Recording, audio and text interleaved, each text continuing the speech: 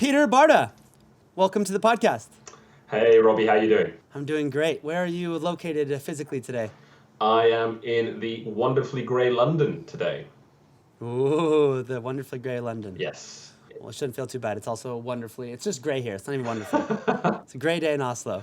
It's as wonderful as you make it, so I'm here for a good one. As I just told you, I was at the HackCon conference here in Oslo.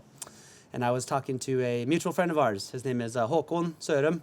So shout out to him and O3 Cyber. Big shout out. And yeah, he had his colleague, Karim, who you also know very well. He had a presentation about cloud stuff. And I was like, oh, yeah, cool. By the way, I'm talking to, Mr. Barta today. And he was like, oh, you're so lucky. That's a great guest. And he said, first of all, he knows what he's talking about, right? He said he's a cool guy. He knows what he's talking about. He's fantastic on stage. And, once he gets off stage and showed all his competency, he's actually great at networking. Oh, goodness me. I mean, hold on. I'm going to have to reel my ego in a little bit, but that's too kind. Oh, wonderful. Thanks. I was watching some videos prior to this, just doing some research. And CrowdStrike, they say identity is the most critical piece of your infrastructure for your business. And they say that 90% of companies are using Active Directory as their identity store, which they say is legacy tech and it's not designed for modern attacks. And they say that 8 out of 10 breaches today are identity driven. And you didn't see that video, but what do you think they mean by that? 8 out of 10 are identity driven. So the identity has a huge surface area for attack. And if we think about that, that really does mean that practically anywhere you are authenticated, that is a potential point of compromise. Whether we're talking about a session hijack, or we're talking about something like targeted spear phishing at some of your more senior people through emails or through other avenues. We've seen a huge number of attacks, of course, bring about the whole number matching piece that's recently come about, because we've seen people just spam their two-factor authentication just to get it approved.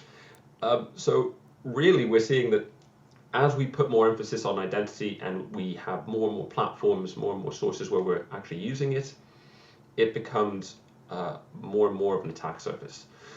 So it's not really a surprise to me that we're seeing identity continue to be one of the key points of attack. And furthermore, that's also really honed in on by the move to make identity the perimeter. And that's another one of those zero trust principles that we can talk about, but we're talking about going away from the typical network-based perimeter defense and saying that actually, hold on, strong identity is where we're going to have to set the boundary now. And it means that, well, if you are looking at compromising the system, unless you're getting lucky with a 0-day or some really just poor engineering practices, identity is likely going to be that. And whether that's a service account or a machine identity or a user identity, you're likely to see that being as one of the first points of attack. Would you also say that the marketing term zero trust kind of actually turned on people's interest in identity, or they made them more aware that identity was actually extremely important for security? 100%. I think the zero trust movement, along with the kind of key term that identity is the new perimeter, really honed that in. And I think that was sort of a turning point for a lot of people to recognize that, okay, actually, hold on, maybe our IAM practices aren't as mature as we think that they are. Maybe we haven't really considered all of the places in our business that this actually applies. And more and more as we use more of these SaaS platforms where people are beginning to recognize, wow, we need to actually have secure access to some of these key platforms.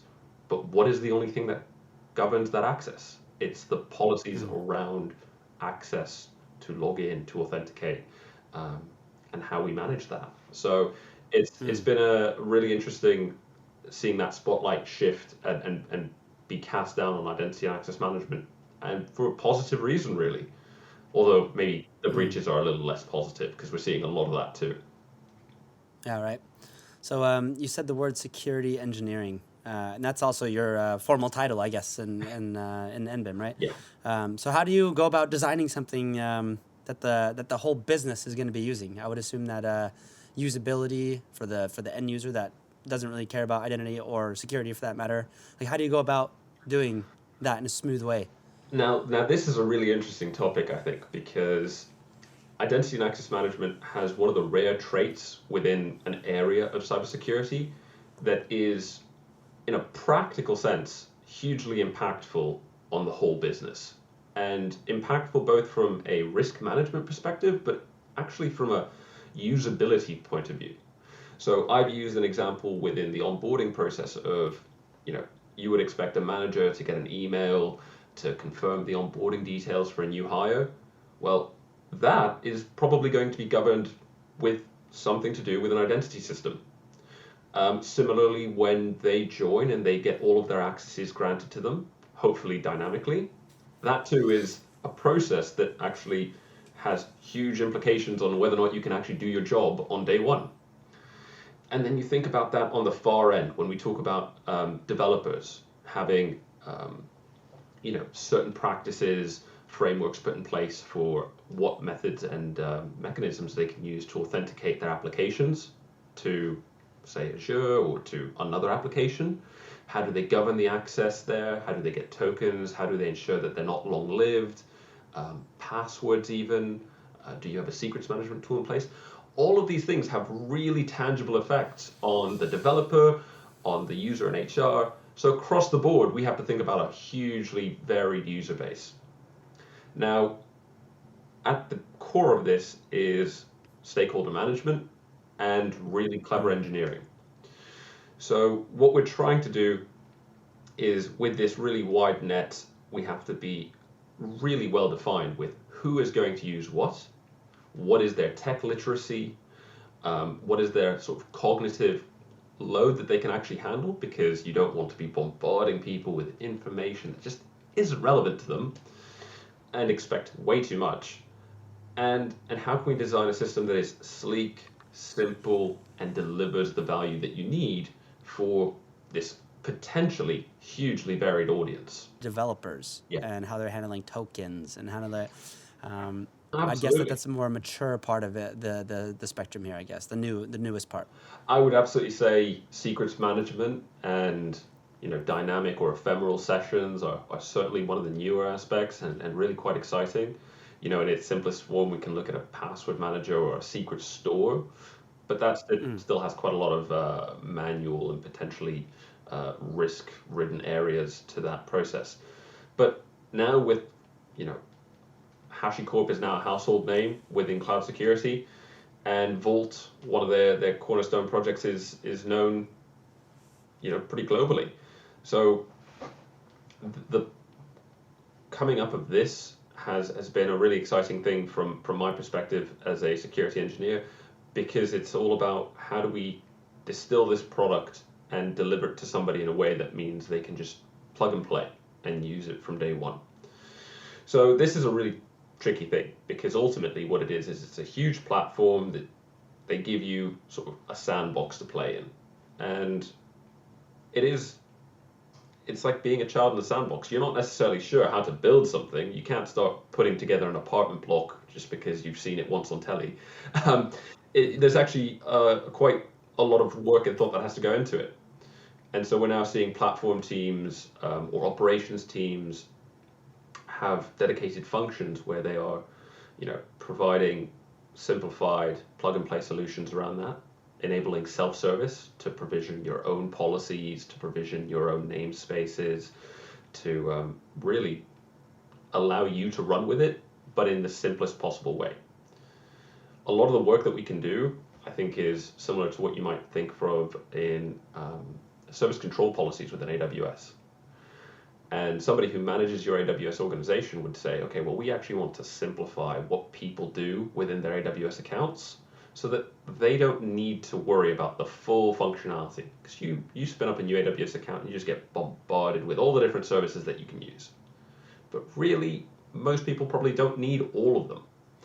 So what we would do is look at a product like a secrets management tool, distill it down into the core use cases, talk about, okay, who's really going to be using this? Do they want CLI access? Do they need API access? Do they need a UI?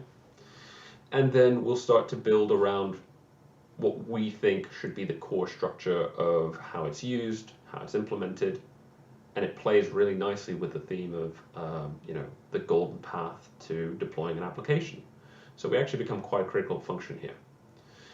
Now that's the far end of security engineering here, right? We're really talking about the nuts and bolts of how to do that for your developers, your really tech savvy people. And then on the far side, the other direction, we actually go to, okay, how do you simplify this form that says, does this group belong to you? So that it's just super intuitive. And what we find is that knowing what you own is actually a really hard problem. I mean, if I asked you to list everything that you were currently responsible for or owned, I think most of us would probably struggle, right? So how do we help people manage that? How do we, really make it super simple and say, okay, well, we're going to send you a reminder every 6 months. Don't forget this exists. And then also, what happens when you leave? What happens when the next person takes over? So we're really designing for a whole spectrum of technical competencies, of challenges and use cases, which is one of the cornerstones of IAM in terms of its breadth. So I think it's a really unique security topic from that perspective. You're one person. How many people are in this team that are managing that whole spectrum of use cases and talking to people? Like how big is your team with that? So this is actually also quite an interesting point because IAM is such an individualistic function for different organizations. So where I previously worked, we've had teams ranging in size from 15 full-time employees with a range of developers, risk managers, hardcore engineers to just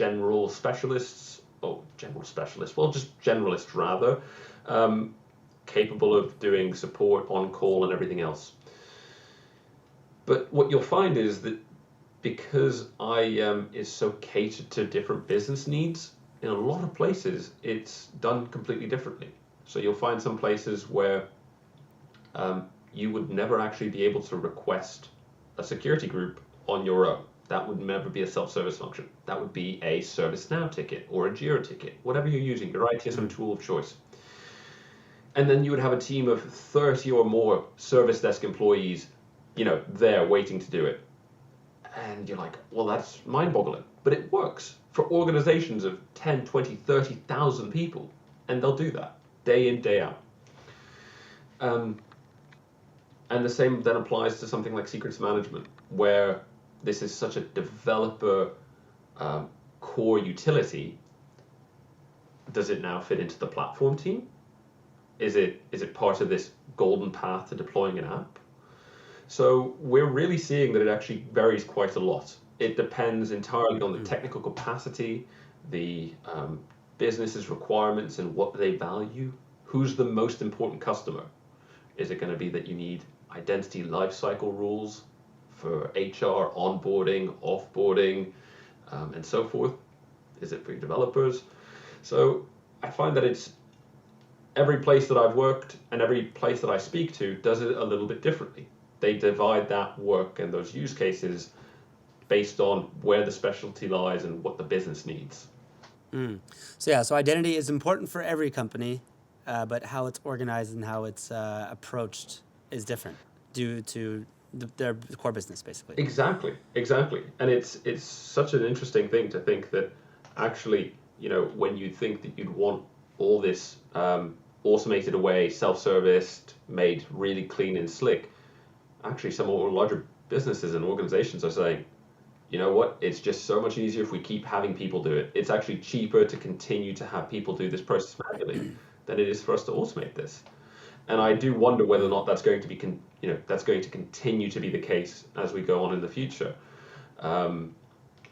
because we're seeing them invest more and more time into these identity projects. They're costly, they're time ineffective, and like you say, a lot of people end up unhappy. So I would love to cast my eyes on the scrying orb of where we're going to end up here, but yeah, I have my hopes and dreams, but I'm also a bit optimistic at times. All right. So when you say they throw people on it, I would assume that you can throw people on like the provisioning, deprovisioning sort of side of the house. When you talk about like secrets management and identity access management for in the developer world, that sounds like something that's kind of harder to put people on. Or why don't you break that down a little bit for us, like secrets management? I don't even know what that means. Like break down the developer side of identity access management for us. No, certainly. I think this is a topic that we're seeing more and more of as people are revisiting how their applications are architected, as they begin to move them into the cloud and realize that actually, having a lot of these old style hard coded credentials or text files with credentials, just no, no, no, no, no.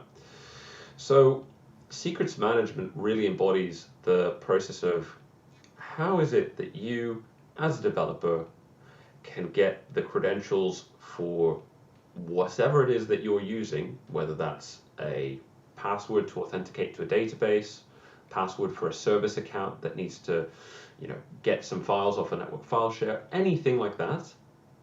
How is it that you can get that password securely injected at the correct time and then make sure that there's no trace of it and it isn't exploited for anything else? And this is a really tricky thing because when you think about this in sort of a logical step of maturity, the first one is, okay, well, I need to create a password and I need to put it somewhere that I can get access to it.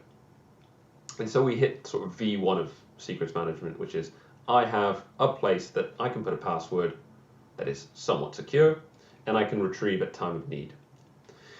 And so we do this, and of course, already with V1, we have all of our concerns around how do you authenticate to the platform? How do you, have least privilege and good policies around the platform? And that comes with its whole suite of challenges. And then we begin to take it a step further and say, okay, well, how is it that we can make sure that we don't have these passwords that live forever for our service accounts and for our access tokens? And then we introduce the topic of things like dynamic sessions, which are instead of having a password that you retrieve, you actually generate one, and it lasts for the duration of your session. But now when we talk about generating a credential that doesn't actually exist outside of the platform, this comes with, increased criticality and availability needs. So we introduce another layer of complexity. It's better from a security perspective, but there's another challenge to the whole secrets management puzzle. So we're adding layers of complexity to our engineering challenges here of ensuring this super critical, highly available system for all of our developers when they spin up, potentially very short-lived workloads, and they still need that regular access. And this is purely from a user perspective, from a sort of machine perspective as well to begin with. This is a machine and service perspective. And then we can take it one layer even further, which is you as a user need to probably log into services. You might need to access a container that has failed and you need to see what's gone wrong with it. How do you do that in a secure way? Well, similarly, we need to have those processes in place for you to generate a credential, short-lived, for you to access that session, potentially record it depending on your compliance requirements and so forth, and then actually manage that entire life cycle. So you can see that this is a surprisingly complex problem that has multiple layers to it depending on where we go with it, and is really taking a huge amount of development and engineering effort from a lot of previously not so involved IAM teams. Is this the part of cloud that makes everything so damn hard? I mean, it kind of sounds like it because it's when CrowdStrike says identity is the new perimeter, or that's the most critical piece of infrastructure, it's because those secrets that are being stored for developers, there are access to these crown jewels, I guess. Absolutely. I mean, they really do embody, these things go missing and you start worrying. So this is why we continue to invest more and more times. If the password or the token isn't long lived, we can minimize that. If it doesn't exist outside of a session, we've minimized it some more. So everything here is about just making it, how do you make the problem exist for as little time as possible? Because technically any credential represents a risk. So it's all about how do we make it the smallest possible risk.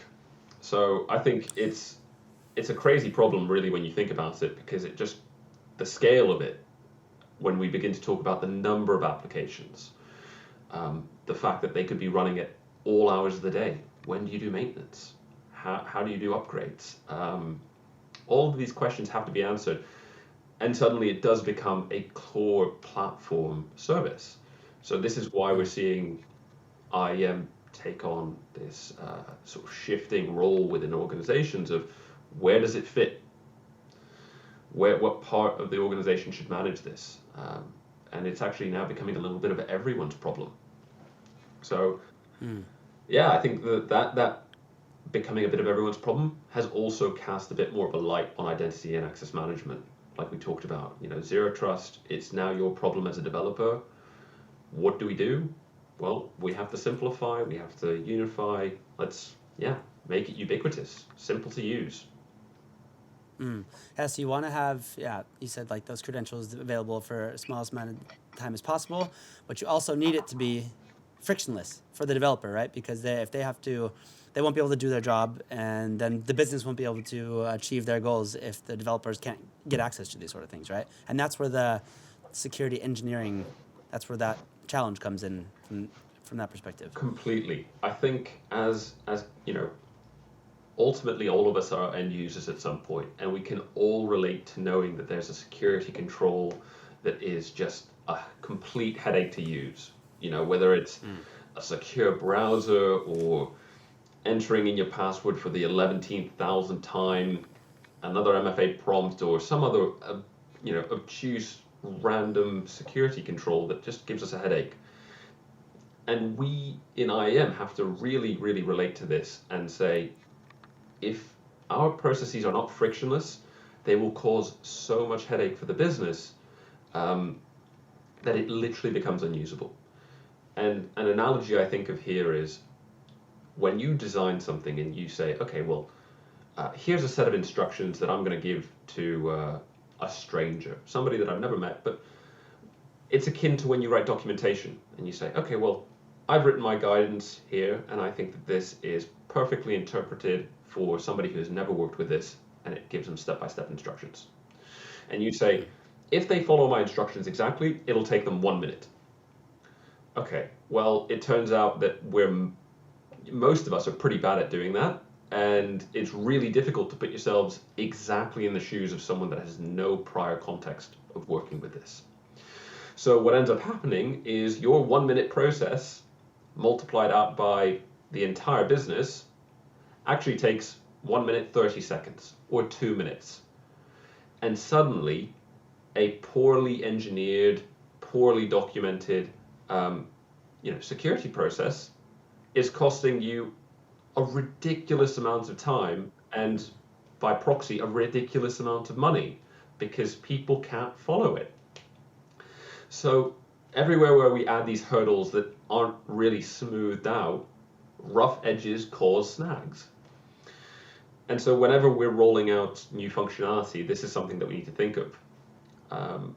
When one of the projects that I worked on a little while ago was the codification of all of our Azure Active Directory applications. So these are all typically configured in the UI, and there's lots of different panels that you can click through, and you manually take all the boxes or enter in all the fields. And it turns out that that's an error. That's a process that's very prone to error. It doesn't offer you very good rollback. It doesn't offer you very much security when you're making changes in production. So codifying this is a really great way of adding that layer of security. But then you realize, oh, actually, hold on. A lot of people may not have done this before. They may not be familiar with infrastructure as code, policy as code. And then you have to start adding these layers of smoothing okay, well, we can't use something like a native language like Terraform or, you know, Bicep.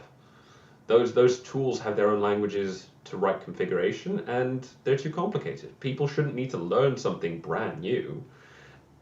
So, okay, you add a layer of of simplicity, a layer of abstraction. You do it in YAML. Most people know YAML, but again, wow, actually, not everybody knows YAML. So everywhere that we try to do this, there's a real consideration for abstraction and for smoothing the process over to transition. So I guess the last point that I think was worth mentioning here is that when you do implement new functionality, that transition part is so key, because doing sort of a hard stop when you implement something new, especially something as infrastructure as code or really groundbreaking change for how people work with something, it typically ends quite badly if you ask them to change from one day to the next with not too much notice. So what we ended up doing was having this phased approach where we would copy all of their changes from the UI into code every X number of hours. And so that meant that if they wanted to continue using the UI for a little bit, they could do.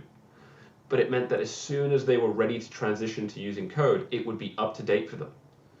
So we have to think about, how do we simplify, how do we enable, how do we give them this path? It's like holding somebody's hand and saying, I appreciate that this may not make a lot of sense, it's difficult, this change, but we need to bring you along on the journey, not just drag you, by the ear, kicking and screaming.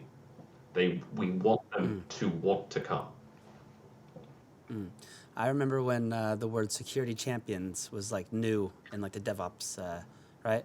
But this is kind of like you're touching on that point there, like the importance of actually having somebody that understands the daily life of whoever you're speaking to and getting them to understand why you're doing it and how to do it. Completely. Security champions, big developer advocates, the people who are willing to be the voices of reason, of compassion within your organization that people can turn to and really help be the glue that brings projects together, people together, and processes to actually a working state. Because if you don't have your finger on the pulse with what their challenges are and where their struggles are, then you're unlikely to actually build something that's relevant. And I've made that mistake before as well. If you think you found a problem, but you never ask anybody if they think it's a problem as well, you probably aren't building the right thing, right? So it's definitely a process, and it's very contextual.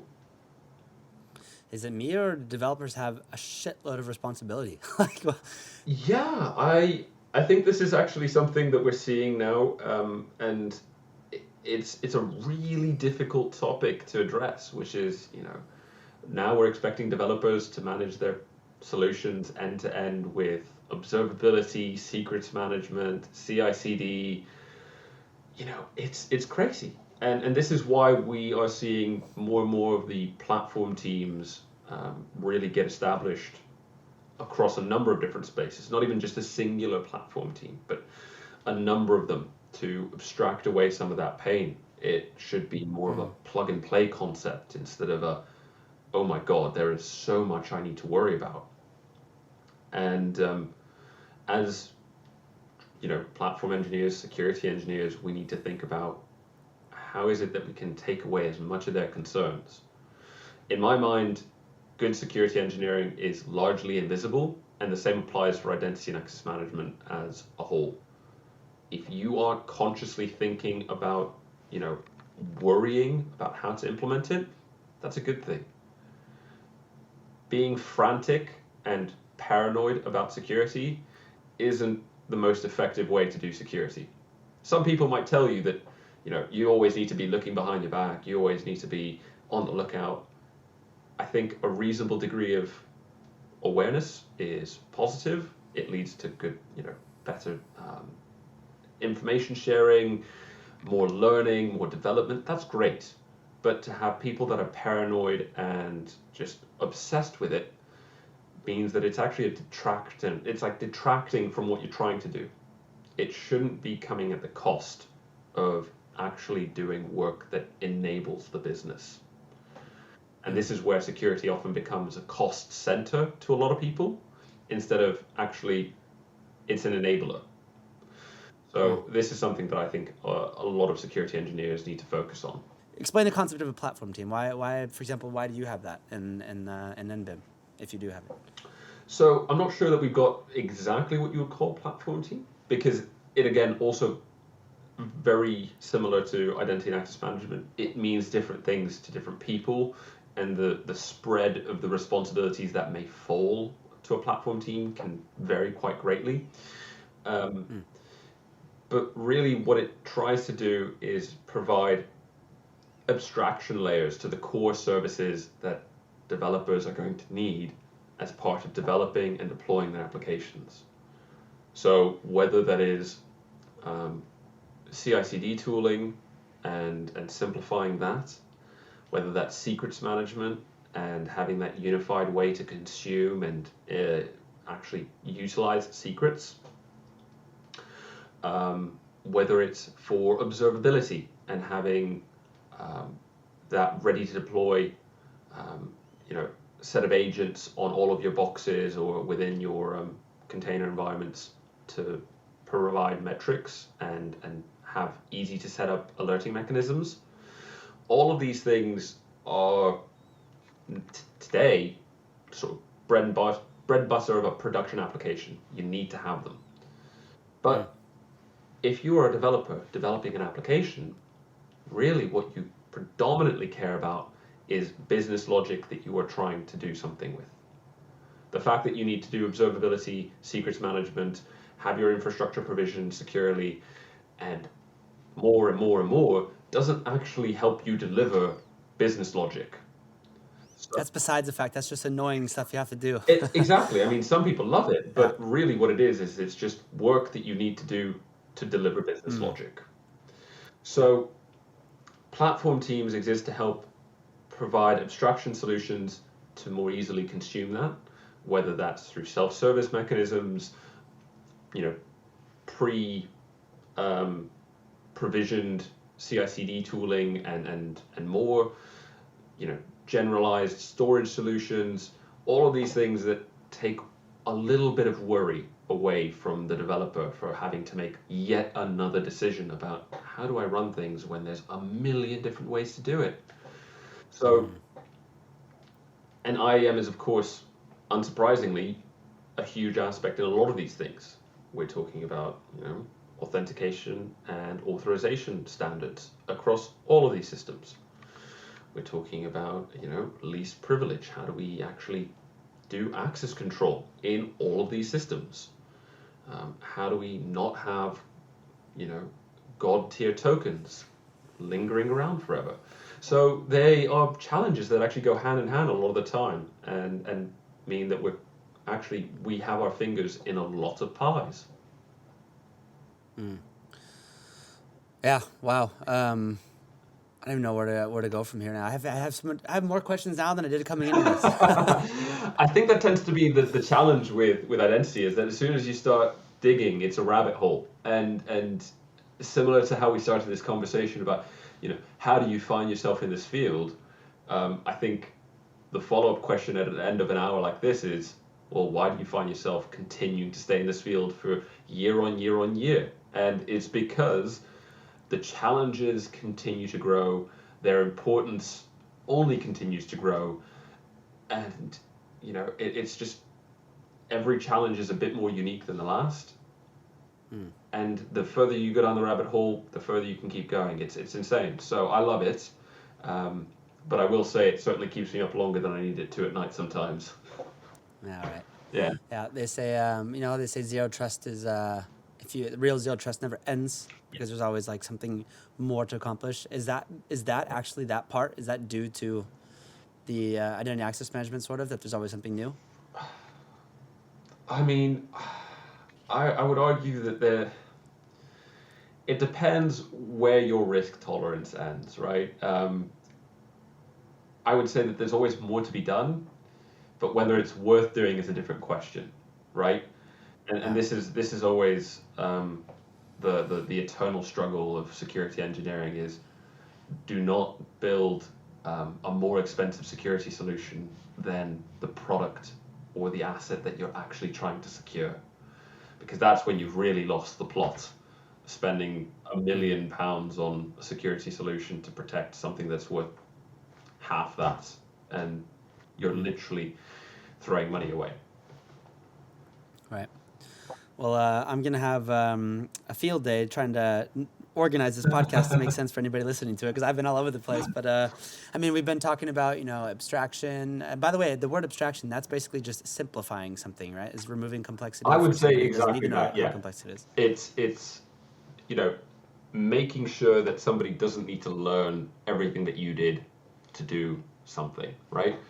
It's the footnotes or the whatever simplification you want. It's the abstract of your book instead of having to read the whole thing. The too long didn't read. Exactly. There we go. TLDR. So maybe this episode will be called The Abstraction of Identity Access Management. TLDR. TLDR. Do you have any closing thoughts, Mr. Barta? Oh, goodness me. I would have to just say, for all the people looking out for identity and access management, for security engineering, stay curious, stay security conscious, be patient, and be a little bit compassionate. I think we're all struggling with building something, doing something, experiencing something. So just lend a hand, lend an ear, and keep doing what you're doing. I'm sure it's good work. Go get drunk with your developer friends. Be friends Yes. with them. That'll make everybody's life easier. 100%. Maybe not the day after, but I love that. Mr. Barta, thank you so much for sharing your expertise with us. I will no doubt contact you again for more questions, so I hope that's okay. Please do. I would love to chat some more. Thanks for your time, Robby. This has been great. Thank you for your time. We'll talk soon. Cheers.